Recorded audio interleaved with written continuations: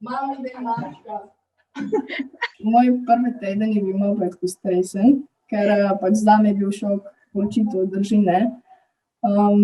Drugače pa, jaz sem se ful bala dijaškega doma, ampak pol dejansko, ko sem prišla not, prvi dan sem bila čisto sploh neka kura, dobesedno. Ampak pol sem se nekako ujela in sem odmislila tisto in sem sama sebi rekla, pa se dijaški dom ni tako slab.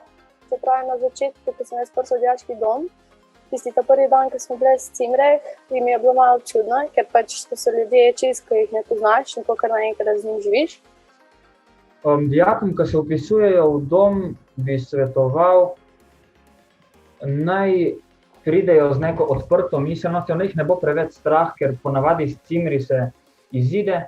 Vsakdo najde človeka, ki mu je blizu, vzgojitelji so zelo prijazni, večina ljudi se med sabo razume, tako da res vas ne rabi strah. Pa se mi zdi, da je kar dobra stopnička v odraslost, ali kako bi rekel, ta dom.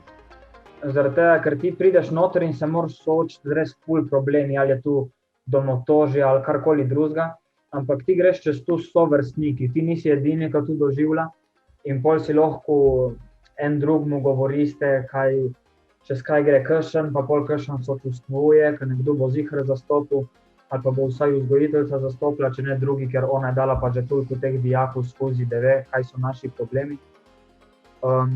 In se mi zdi, da rateš zaradi tega tudi dosti samostojen. Zdaj v bistvu sem prav hvaležna, da sem tam, ker sem bolj tako samostojna in Imaš malo izkušnjo. ja.